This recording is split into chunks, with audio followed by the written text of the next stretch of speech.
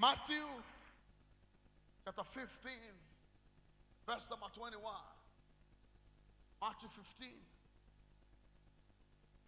And for verse number 21.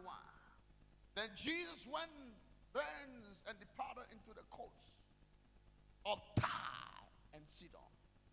And behold, a woman of Canaan came out of the same coast and cried unto him, saying, have mercy on me, Lord, thou son of David.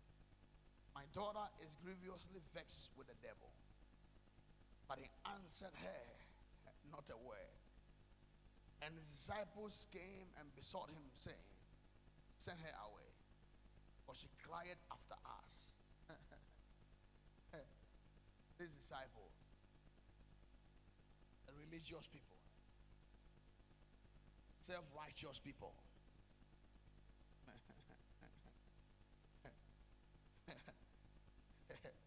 for she cried after us. But he answered and said, I'm not sent but unto the lost sheep of the house of Israel. Then came she and worshipped him, saying, Lord, help me. And he answered and said, it is not meet to take the children's bread and cast it to dogs.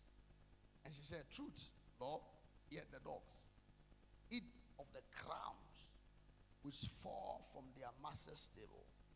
Then Jesus answered and said unto her, oh woman, great is thy faith. Be it unto thee even as thou wilt. And her daughter was made whole from that very hour. From that very hour. From that very hour. I'm talking about a miracle that happens instantly. Her daughter was made whole from that very hour. What a woman. What a woman. What a real woman of God. Woman that knows how to navigate her way through persistence to create a miracle that came from nothing. I thank God that my God is a God that can create something out of nothing. And tonight, it doesn't matter what your condition is. If you can tune in with me in the spirit, your God is about to create something out of nothing. You didn't fast for 21 days to lose your energy right now. That your God is about to create something out of nothing. Resistance, yesterday we defined as a force that tends to oppose a motion or a movement. A force that tends to oppose a motion or a movement. And so when you are dealing with resistance, you are dealing with a force that is designed, put together, calculated by the enemy to oppose your movement, to oppose your motion, to oppose your speed, to interfere with your assignment and destiny. And resistance also defines us to make a stand or effort in opposition, strive against or withstand. The refusal to accept or comply with something, not yielding to something. And sometimes you will be dealing with stuff and dealing with circumstances and situations that don't seem to yield to what God has planned for you. They don't seem to comply and come into what we call alignment with your destiny and purpose. And that is resistance. But persistence, on the other hand, is to continue in firm firm, continuous in a course of action despite opposition or difficulties. When you persist, it means you continue. A firm continuance. A firm, nothing changes you. Nothing moves you.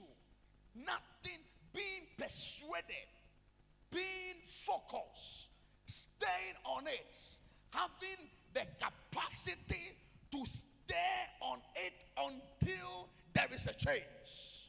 John put it this way: all the days of my appointed time shall I wait until my change cometh. And it doesn't matter what they told me, I sense my change is coming. And I came to announce to somebody, your season for change is in the house, and no devil can stop what God has begun to do in your life. Are you with me tonight? Will you clap those hands like you believe God's prophetic word? Tell somebody, my change is here. My change is here. Come on and prophesy to somebody and say, my change is here. The devil is a liar. You don't look like your change is here. People who are desperate for change, they get wild, they get aggressive. And tonight, anything that exerted upon you that caused you to be silent and to be quiet, I came to uproot that thing. For Jesus said, whatsoever that was not planted by my Father shall be uprooted. And tonight, no devil can resist your change. The wind of change is blowing in your life. There's a sound of change in your destiny. Is somebody receiving the word of God? Will you clap your hand and give God your biggest, your loudest, your strongest shout of praise?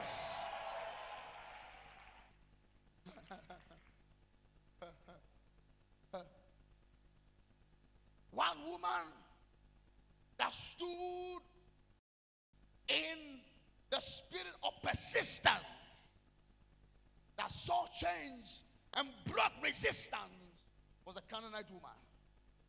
Her story is one that is amazing.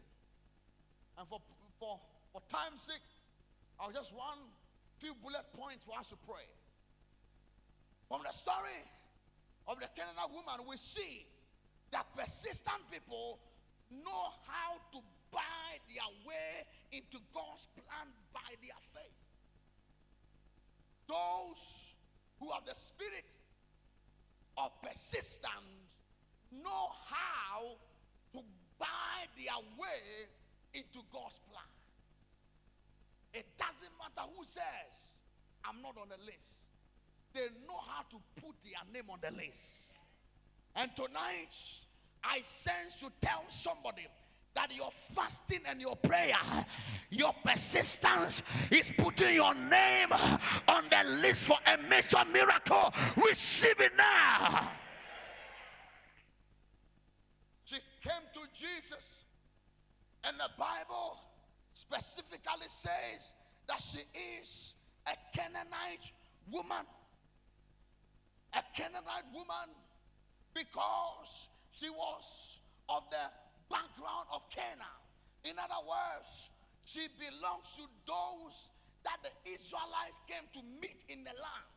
She was in the land. She was possibly one of those that Israelites fought out, and she remained as a remnant. She was an outsider. She was a Gentile, and all those that remained became slaves to the Israelites, and therefore she was a slave. She was not qualified, neither was she on the list. She was ostracized, she was stigmatized, she was put behind, she was not qualified, she was not one of those that was on the list for anything. She was nowhere close to Jesus, but she found her way to Jesus. And tonight, it doesn't matter how far wherever you are, it all depends on you. You can find your way to the front. And tonight I came to announce to you that it doesn't matter how far you have started. I see you coming too close. I see you making your way to the front.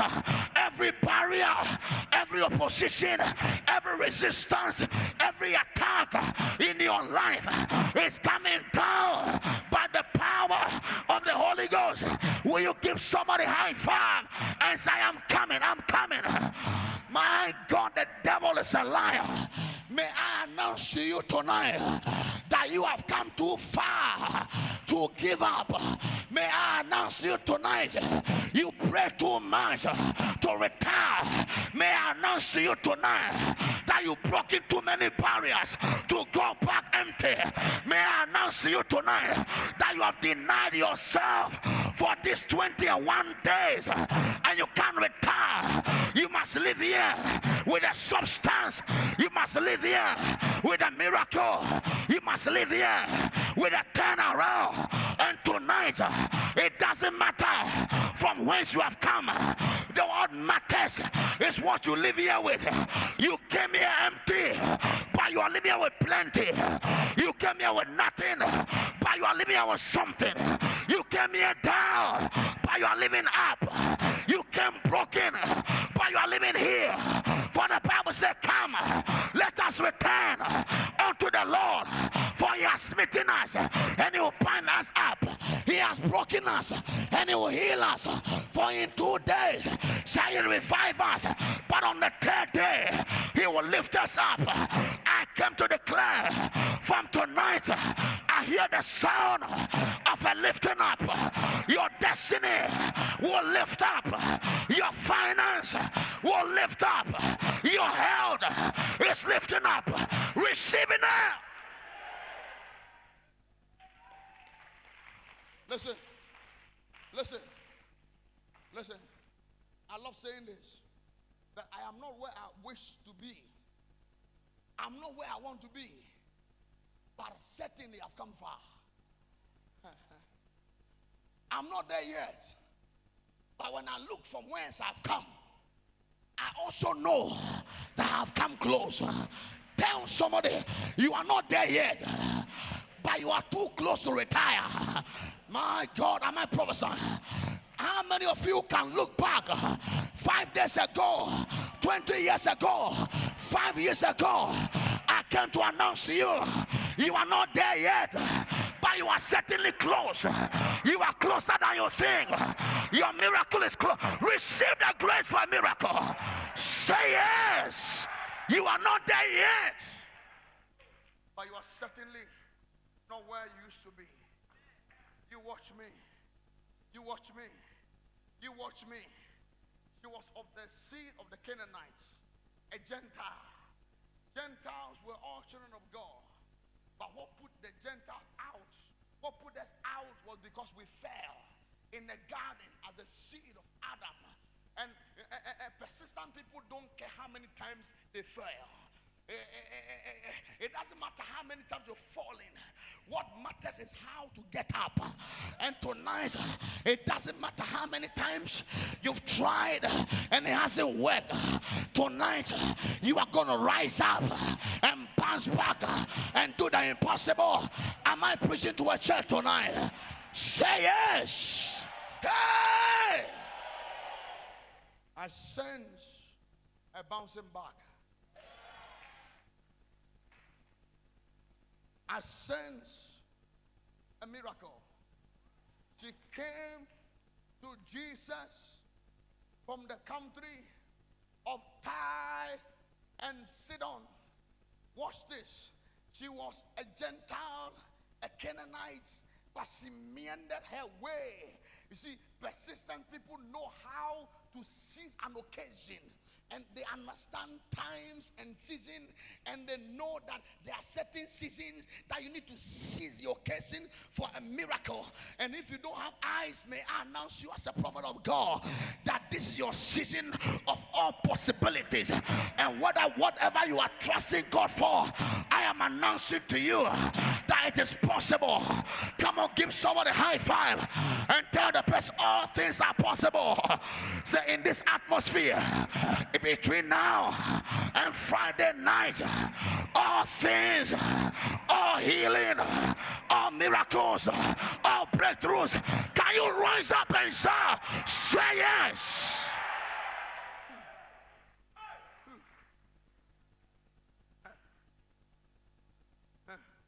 Listen for 1 minute. She came to Jesus. She came to Jesus. Negotiated her way. Moved her way. Jesus. Mom said when they got to Jesus, my God, she got to Jesus. And Bible said, go back to verse 20, verse 22. Verse 22. And behold, a woman of Canaan came out of the same coast and cried unto him, saying, have mercy on me, O Lord, thou son of David. My daughter is grievously vexed with the devil. Verse 22 says, but he answered her not a word. Persistent people don't give up because of silence. See, when you are one that knows how to persist, silent treatment will not discourage you. Persistent people don't retreat because of silent treatment. It doesn't matter how long I pray. I know that I'm not living here without a testimony. And therefore, the silence means I got to pray more. And it doesn't matter who is silent on me. When you have a spirit of persistence, silence treatment doesn't mean anything to you. Turn to someone and say, it doesn't matter who has been silent. My God, you may be looking on your phone and saying, wow, it's been almost 21 days and I've been waiting for one miracle, and I keep on checking and checking and checking, and look, at nothing is happening. The devil is a liar. When you have a spirit of persistence, silence treatment is not an issue. And tonight, I don't care who has been silenced and who is not returning your call and who is not replying your message. I came to announce to you there's a weapon that can break that silent treatment, and it's a weapon of persistence and consistency. Come on and clap your hand and shout and say yes. Hey!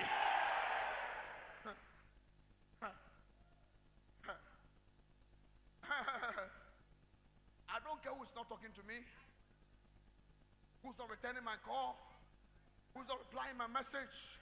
I see that the WhatsApp has ticked twice and the blue sun has come on, but they still haven't replied my message. I came to announce to you, you got to stall on, hold on, push, push, push, push, push, push, push it through.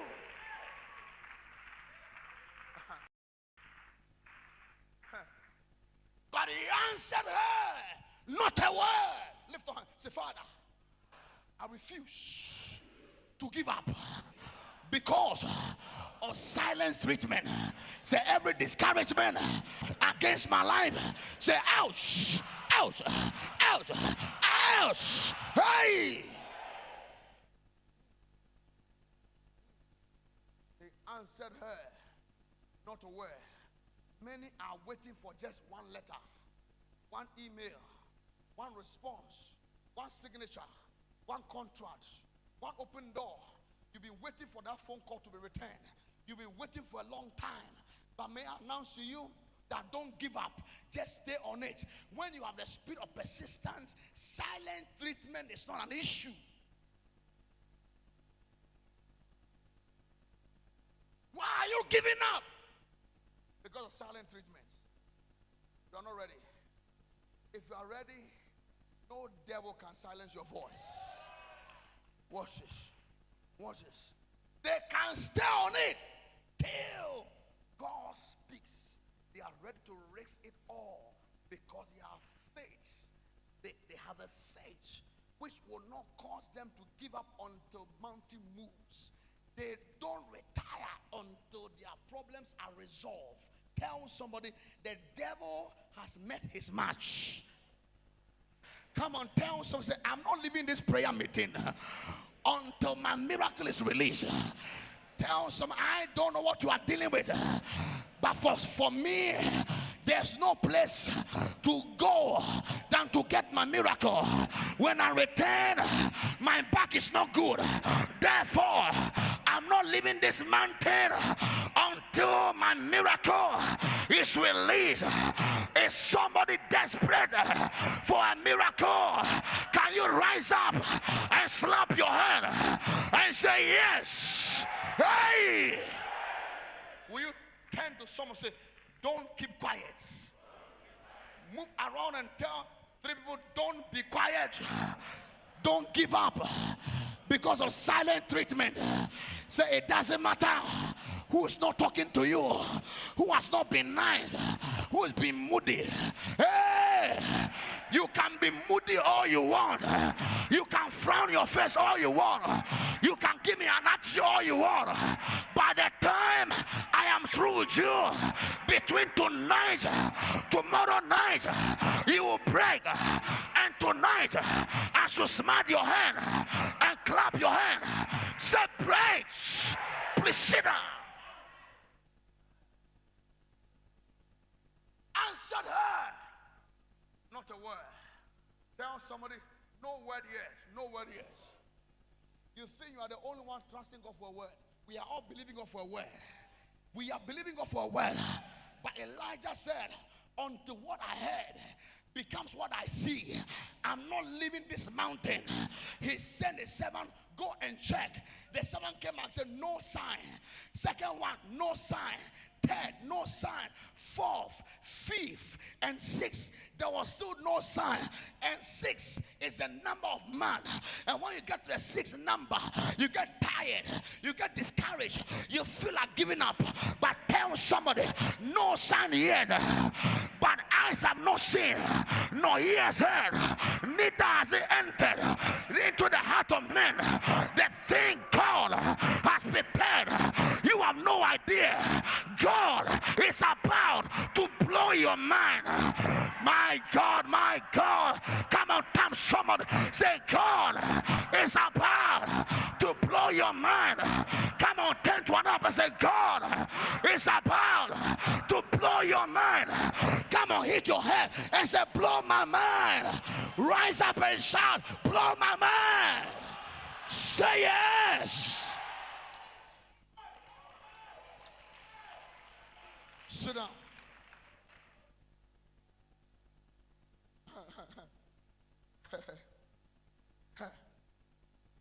But some people are not concerned about who doesn't want them close to God. The Bible says, and then the disciples made it worse. And his disciples came and besought him, saying, send her away, for she crieth after us. Tell somebody, why? What have I done to you? Are you God? The church too belongs to you.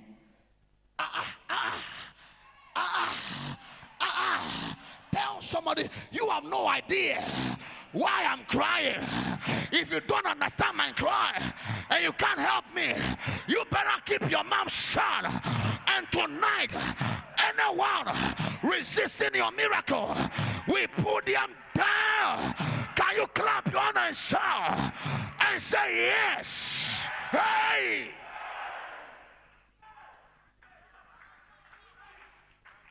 It's true. I came to church to pray. I didn't come to church to fight. The world is fighting me. I come to church too. They are fighting me.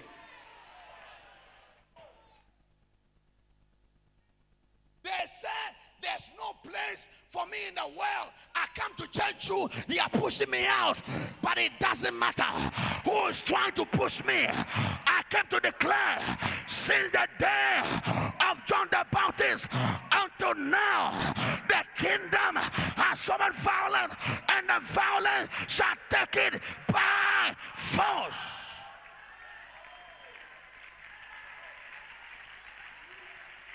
Will you look at someone and say, stop looking at me, that will stop it. Stop it. Say, stop it. Say, you look like one of those disciples. Say, are you a disciple? Are you a disciple? Are you fighting me? Tonight, I am too hungry for the enemy to use anybody. Receive deliverance. Say yes. Turn to somebody and say, I didn't come here for you. And you cannot stop me. Tell someone you have no idea what I've been through to get here. My God, the devil is a liar. Hey, hey, hey, hey, hey, hey, hey, hey. Hey! Sometimes the problem is the people around Jesus, not Jesus. Please, don't make a mistake and take the disciples to be Jesus. Religion is not Jesus. The problem is religion, not Jesus. The day we become religious, we miss Jesus. And you are not here for religion. You are here for Jesus. You need to learn how not to be offended by the disciples, because the disciples are not Jesus.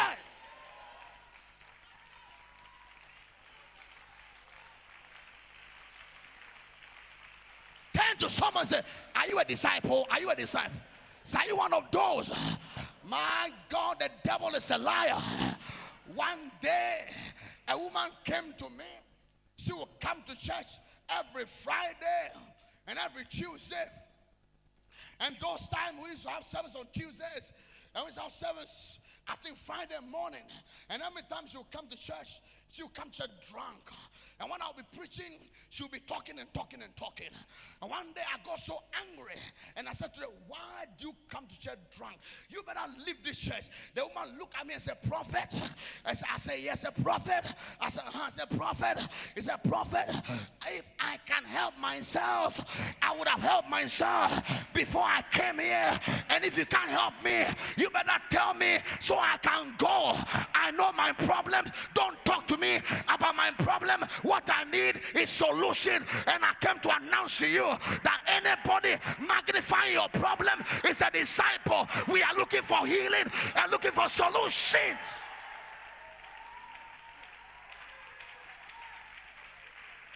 Tell somebody, I know my problem. I know my problems. Sure. I know my problems. I know I got issues. What are you talking about? I know I've been raped. I'm not a virgin. I know I've been disappointed. Oh, you self-righteous people, I'm talking about rape, you're looking at me. The enemy has finished you. You've been badly treated and wounded. Men have hurt you. Women have hurt you. Even disciples in the church have also turned against you.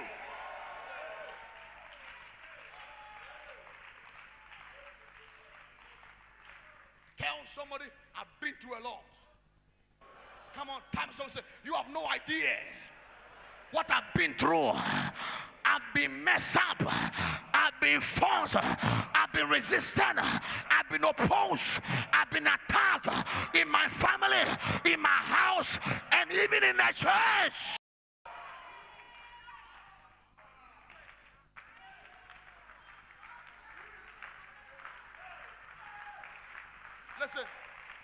Listen.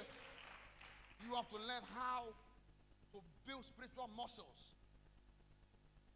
spiritual tenacity, capacity, spiritual power, and stamina against your opposition, especially when it comes to people who should know better.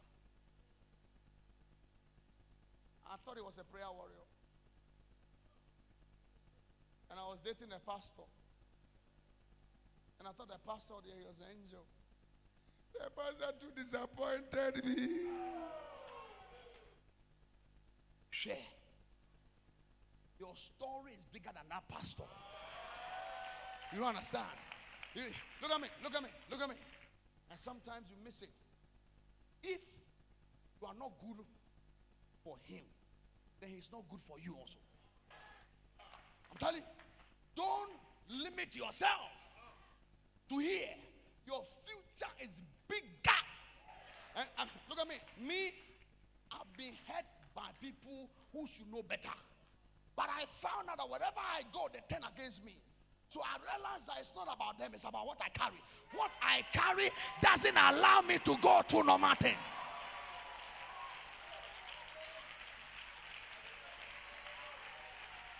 Tell somebody, don't be bitter, don't be hurt, don't be offended. It's about what you carry. What you carry determines what you go through.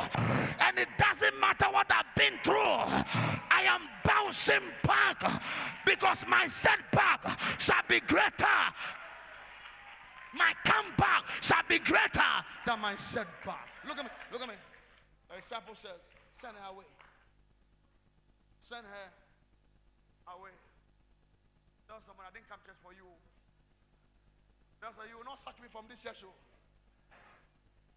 Mr. Prayer Warrior, Mr. Welcome Team, Mr. Usher, Mr. What? Mr. Pastor.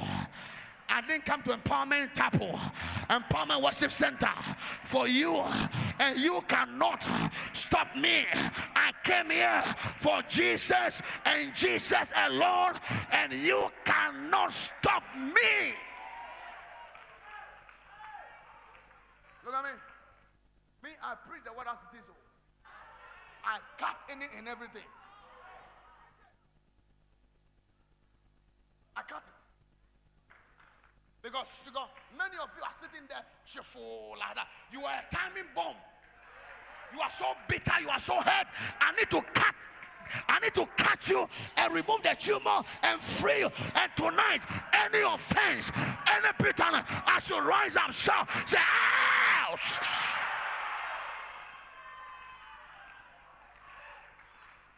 Be seated. But he answered and said, I'm not saying what? By the Lordship of what? The house of Israel. Continue. Then came. You have to learn how to deploy any and everything for your breakthrough. The master was silent. The disciples are talking. The whole place was becoming busy. Hey, what's happening? This woman. Go. The woman switched and turned. Oh, Father, she deploy what works. You see, today's women don't know how to deploy what works. Go and ask your grandmothers. Yeah. They know how to deploy what works on their men in the night. So when they wake up in the morning, their requests are granted. Look at me. Don't clap. That's what the Bible said. The older women should teach the younger women how to love their husband. You need teachings.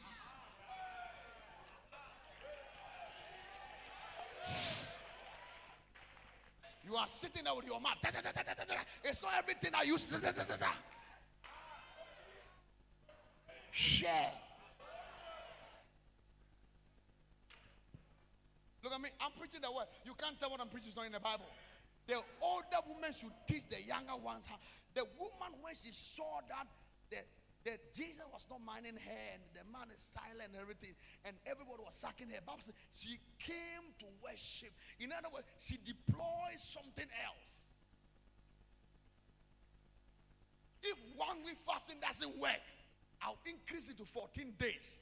If the 14 days doesn't work, 21 days, because after 21 days, somebody got to break. And tonight, whatever that stood your way, as you clap your hand, say break.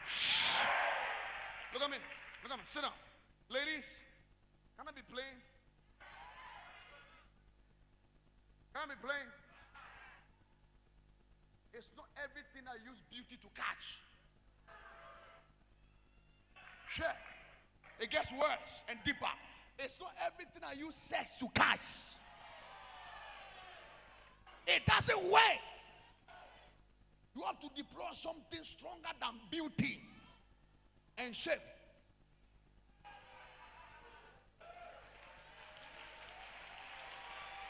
there is something powerful than beauty, because beauty is vain, but a woman that goes down on her knees. Sit down.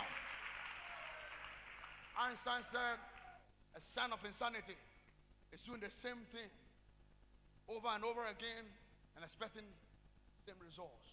Listen to me. At this point where there's so much quarrel in the house and nothing works, please, you are still doing what? They will eat the food. It's not everything that food works. Your husband has been charmed by juju. They've juju him. And when you are juju, you become a fool. Who bewitch you? Foolish Galatian. So whenever you are bewitched, you are a fool. That's why a professor, a doctor, a man of God can follow a little witch. Fool. Tell somebody, deploy what works. The woman switched gear and said, just talking doesn't work. I'm coming worship. Tonight, whatever that works, we are going to deploy it. Are you clapping your hands in the house? Look at me. Some of you, let me be bold. Some of you, there's something you have to give to God. You haven't given to God. And until you give that thing to God, God won't give you what he has to give you.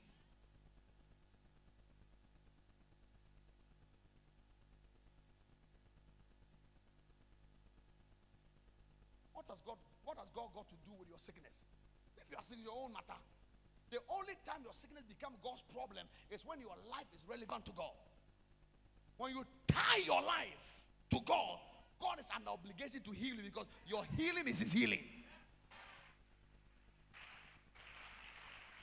You're clapping is sick. You don't want to clap your hand.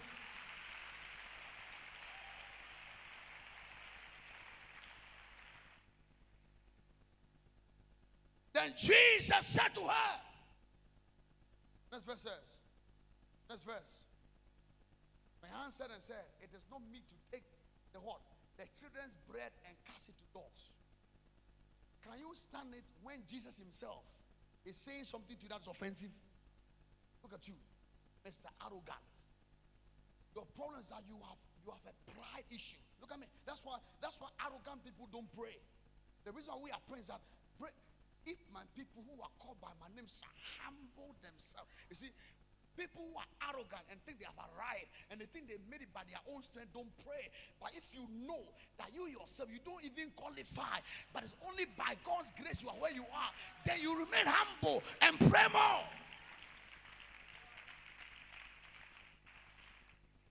Listen to me. I'm going to fire tonight. Something will break tonight. Listen to me. Listen. The Bible says, he said, the food that's supposed to be given to what? To the children, we don't give it to dogs. Can you imagine? Jesus called her a dog. Can you stand it when Jesus, who is God, who knows everything, calls you a dog? Hey. And then they may wait. As for today, Jesus himself. If it was the disciples offending me, I'll take it like that. This one is Jesus himself. I will say, great peace have they that love him, and nothing shall offend them. Look at me. Tell somebody, I'm at the place in my life that nothing offends me. You know something? Because God has to break you and break you and break you and break you until you are ready to handle the blessing. Many of you, if God gives you this blessing will kill you. And the only way you can handle it is when you are broken. So God must break. Certain things you are going through is just to break